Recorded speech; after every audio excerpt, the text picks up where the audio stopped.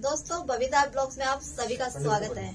आज मैं आपको बताने जा रही हूँ क्यों मैं वीडियो डालती हूँ खाटू श्याम की। उसकी एक छोटी सी स्टोरी बताना चाह रही हूँ और स्टोरी ध्यान से सुनना और फिर मुझे लास्ट में एक दो क्वेश्चन मैं उसके रखूंगी। आप मुझे बताना कि सारांश क्या है उसका। तो स्टार्ट करते हैं। खाटू श्याम जी का सभी जयकारा लगा दीजिए, जय श्री श्याम। क्योंकि शुरुआत भी भगवान से होनी चाहिए और रात्रि भी भगवान से होनी चाहिए, इसलिए मैंने जय श्री श्याम बोला है। तो मैं एक छोटी सी स्टोरी बता रही हूँ आपको, आप पूरी सुनना और फिर मुझे बताना। स्टोरी है भगत की और भगवान की। कि कहते हैं ना, कण कण में बसे हैं भगवान, जैसे याद करोगे उसी रूप में आते हैं। तो ये तो समझने के लिए होता है कि लोग सोचते क्या है कि भगवान कहाँ है कहाँ नहीं है। वो तो हमारे हृदय में भी, हमारे आसपास सब जगह रहता है, पर हमें दिखाई नहीं देता क्योंकि हम देख नहीं सकते भगवान को। तो उसी के लिए मैं आपको एक छोटी सी कहानी बताने जा रही थी। एक होती है सेठ और सेठानी। सेठ जी होते हैं, व्यापार करते हैं, अपनी साड़ी का, कपड़ों का, कुछ भी व्यापार करते हैं।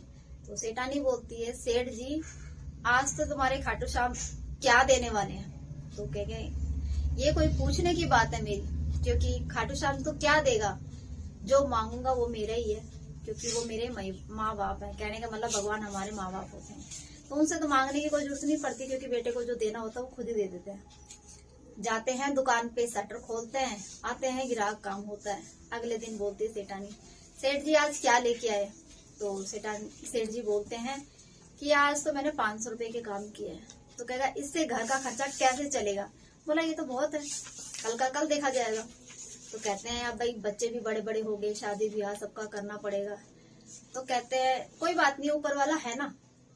भाई ऊपर वाला क्या करेगा, नीचे वाले तो करेंगे। सेठानी यही बोलती है कि नीचे हमारे पास तो कुछ भी नहीं है, आज का खा लिया, सो गई, और कल के लिए तुम बोल के जाओ तो कल होगा। तो कल कैसे, ऐसे हम बच्चों को पढ़ाएंगे कैसे, शादी कैसे करेंगे, बड़ी बेटी हो गई है। सेठानी उनको कहने लगी सेठ जी को। तो सेठ जी बोले कोई बात नहीं। सेठानी बोली आज घर तभी आओगे जब बड़ी बेटी का रिश्ता करके आओगे। सेठ जी चक्कर में पड़ गई कि सेठानी ने बोल दिया। अब वो चले गए शहर और बड़ी बेटी का रिश्ता करने के लिए। तो रिश्ता करने गए, वहां कोई उनसे भी बड़ा साहूकार मिल गया। वो बोलने लगा सेठ जी मैं 1 हफ्ते में शादी करूंगा और मुझे 50,000 की मांग है। वो कह के आगे 1 हफ्ते की जगह 6 दिन में बारात लेके आ जाना। क्योंकि वो किसके पीछे बोले, श्री श्याम जी के पीछे बोल रहे, भगवान के पीछे। क्योंकि उन्हें पता था मैं नहीं करूंगा, ऊपर वाला करेगा, इसलिए उन्हें 8 का टाइम नहीं 6 का टाइम दे दिया है।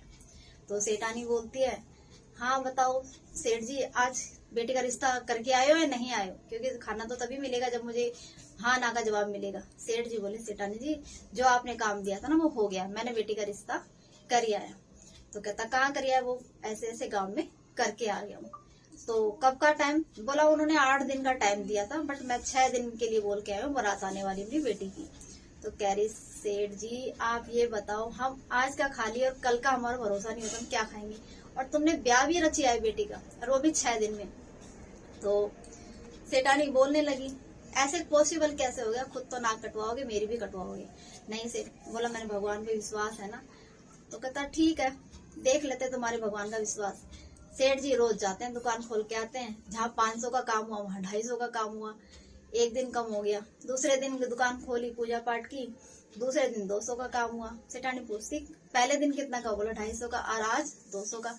6 दिन में बारात आने वाली है, क्या करेंगे तुम्हारे खाटू श्याम। बोला कोई बात नहीं, अभी तो 4 दिन बाकी है ना बारात आने में। ठीक है, अगले दिन फिर गए, अपना दुकान का शटर खोला, पूजा पाठ की, बैठ गए दुकान पे अपना। आया ग्राहक, कितने की, 100 रुपए की। मतलब जहाँ दुकानदारी ज्यादा होनी चाहिए वहां कम हो गई, फिर भी उसका विश्वास कम नहीं हुआ। तो फिर बोले सेठानी जी आ गया हूँ, खाना वाना वो करो। तो सेठानी बोली आज कितने का हो, बोला 100 रुपए का। सेठ जी 3 दिन बाकी हैं तुम्हारे। बोले ठीक है। ऐसे सेठ जी के मतलब 5 दिन पूरे हो गए। 6ठे दिन जिस दिन बारात आने वाली थी उस दिन भी गया वो अपनी शॉप खोलने। शॉप खोली, थोड़ा झाड़ू पोछा किया उन्होंने, पूजा पाठ की और बैठने लगा। बोला बाबा आज तेरे ऊपर मेरी लाज रखी हुई है, क्योंकि मैं जो बोल के आई हूँ आज मेरी बेटी की बारात आने वाली, मैंने टाइम दिया है इतने देर तक मैं आ जाऊंगा घर। अब मैं किस मुंह से जाऊंगा, ना तो मैं उनको मुंह दिखाने वाला, ना मैं अपनी बहू को मुंह दिखाने वाला। अब जो करने वाले वो आप ही हैं, भगवान तो भगत का है ही भूखा, जब भगवान को तो आना ही पड़ेगा जब भगत उसे इतने प्यार से बुला रहा है। क्या हुआ, 10-5 सेकंड की बात थी, उसने कहा और सामने से पूरी दुकानें बंद हो चुकी थी, पूरा बाजार बंद हो चुका था, लंच का टाइम था। सब बोले सेठ जी आज आप लंच करने नहीं जा रहे? बोला नहीं मैं लंच करने नहीं जा रहा, मैं लंच ही लेके आया हूँ, यहीं खा लूंगा, अपना खाना बना के लेके आया हूँ घर से।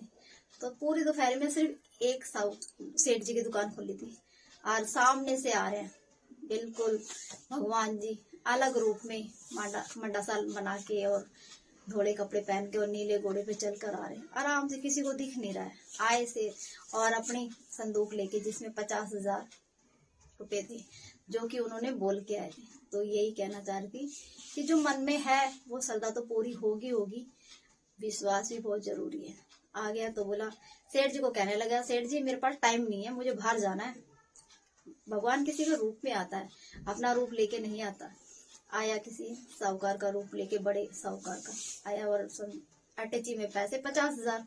बोले मुझे ना फटाफट कपड़ा पैक कर दो। और बोला ये कपड़ा कितने का होगा? अब ये तो नापा तोला था भगत का और उसका, वो बोला 50,000 का हो गया, ये लो आपका संदूक और 50,000 काउंट कर लो, गिन लो। बोला बस आपने दे दी और मैंने काउंट कर ली। भाई वो इतना खुश हुआ सेठ कि आज मेरा काम हो गया।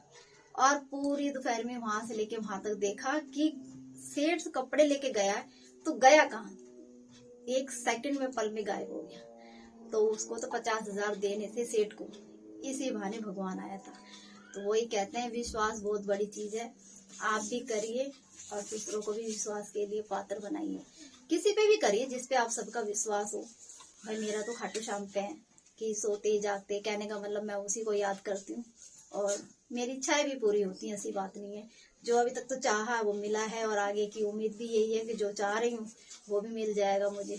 तो मेरा भी यही था। मैंने छोटी सी एक स्टोरी बताई आप लोगों को, कैसी लगी मुझे कमेंट करिए, लाइक करिए और इसका सारांश बताना मुझे कि मैंने क्या बताया इस वीडियो में। इतनी छोटी सी स्टोरी को थोड़ा 5-10 मिनट में जो बता दिया है, इसमें क्या सारांश निकला है। तो दोस्तों मुझे जरूर बताना कि और मेरी वीडियो आती है खाटू श्याम के पर्पज से ही बनाती हूँ मैं।